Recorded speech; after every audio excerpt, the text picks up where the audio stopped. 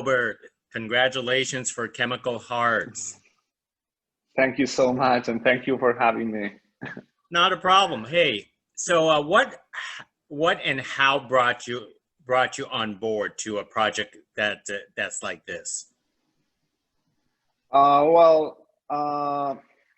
first of all, I got the script. I got like a couple of phone calls with the director. Since the beginning, I was telling him like, listen, usually my style is a little bit more moody. My previous film, Obey, is about riots in London. It's a very kind of like dark, and it's kind of like moody and stuff like that. So I tell him, listen, that's something that comes with my DNA. So it's going to be difficult if you want to do like a teenager movie that is just bright and happy and stuff like that. And he said, listen, that's why I want you. I want you to give a different perspective on this film. I want you to give something else, because that's not a happy story. It's about crisis. It's about falling in love. It's about a lot of human feelings, right? So he wanted to have that different perspective. So then I was like, okay, I'm in. I proposed a couple of ideas. I prepared a lookbook to show him how I was envisioning the film and everything. He said that was perfect. And since that moment, we started like pre-production, working together to try to create that scenes and images that are quite powerful, I believe. So how specifically did you actually prep for the movie? Did you read the book and then create the images in your head? Actually, I didn't read the book.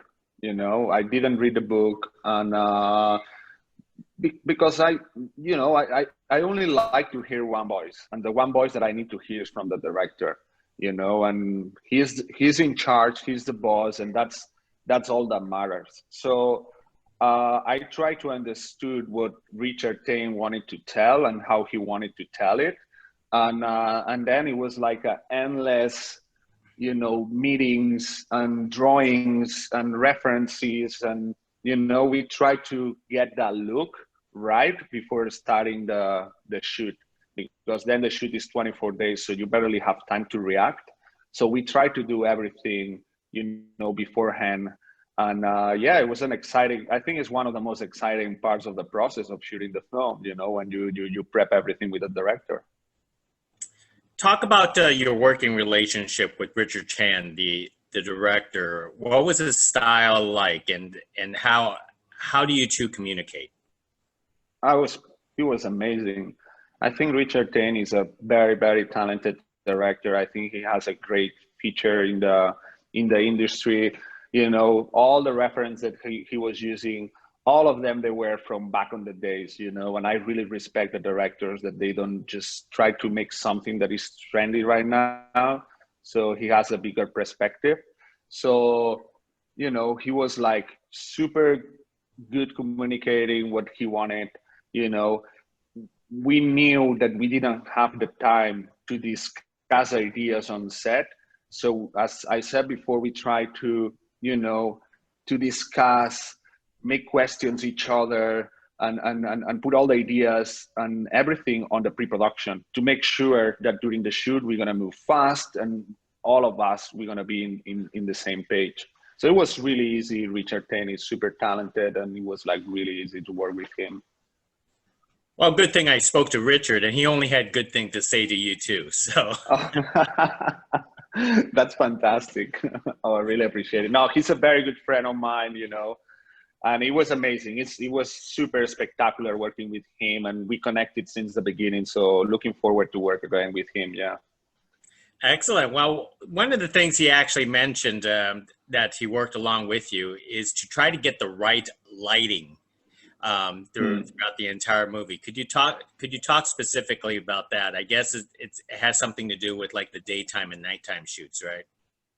Yeah, it's a very, very difficult shoot what we were doing, because it has a lot of nighttime, and not a lot of nighttime, a lot of interiors. And so that involves quite a lot of lighting. And I wanted to do a lighting that it emulates a little bit the look, a tiny bit of the look of the 90s, so usually it's a little overlit, so I wasn't looking so much for natural lighting, which is something that I usually like to do. So I work in the opposite direction. I try to make it a little bit stylized. So it was a challenge, because when you don't have time, because we shot it in 25, 26 days, you have to move fast. And if you want to make a very stylized lighting, it takes time. And also we were shooting on 35 millimeters, so it's not digital, so you don't see the results right away on set. So it was a challenge, and I wanted to make sure that the light was correct for every single scene, and we were actually transmitting the feelings that we wanted to transmit with the lighting. So the light has to be right, before we start rolling. So between like the daytime and nighttime shoots, the pictures were reflective of the moods, right?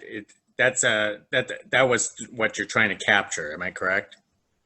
Yes, you are correct, but it's not always like that, because you can make an interior daytime to look moody, you know. Of course, you cannot do like exterior daytime to look moody.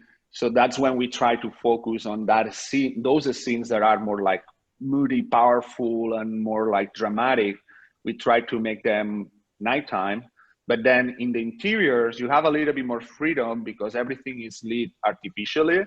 So you can actually play a little bit and keep that dramatic lighting in the interior. So, choosing between daylight and nighttime, it was an important decision, but it comes along with all different other decisions, kind of like the colors of the bedrooms, the colors of the clothing, the colors of, like, the objects that we feature. It's just like a bunch of different things, that at the end helps to tell the message. And of course, daytime or nighttime is important, but it comes with other different decisions. You filmed in so many different locations, like the high school, the house, outdoors, or even at the Hmm. pool. Which location was the most challenging and why? Uh, I think all of them, they were challenging, you know, like when you shoot a movie in 26 days, you shoot it on 35 millimeter, and you wanted to shoot it in the way that we shot it, that it's not just handheld and you just like go around like very documentary style.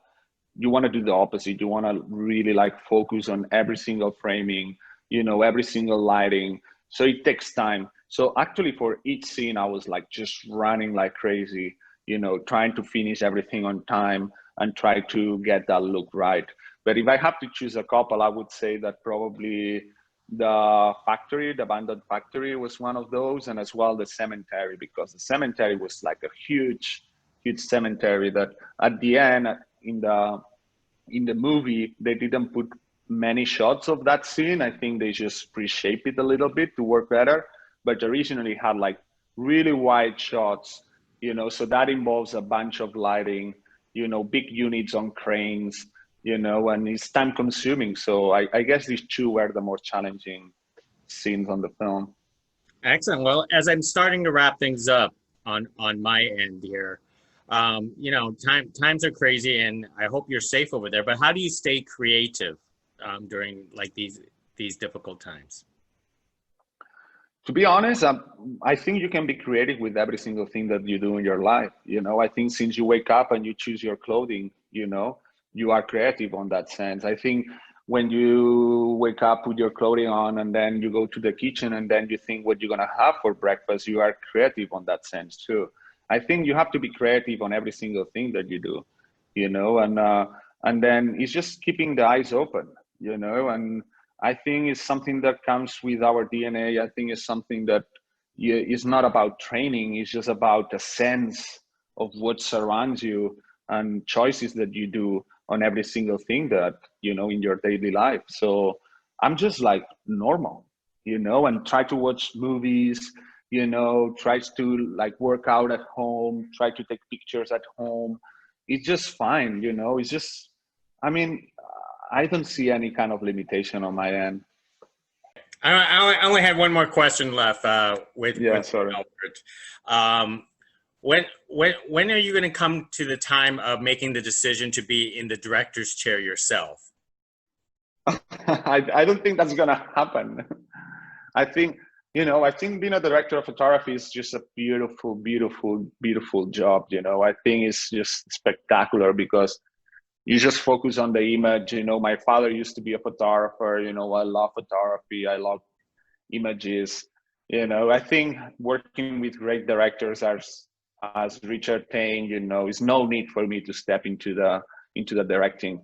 I think I'm just happy to be where I am right now. Excellent answer. Hey, thank you very much, Albert, for speaking with me. I really appreciate it. And I think Chemical Hearts was a very beautiful movie that you shot. Thank you so much for having me. I appreciate it. Thank you. Thank you. All right. Thank you very much. Thank you for coming back. Thank you. No problem. Thank you. Bye. Bye now.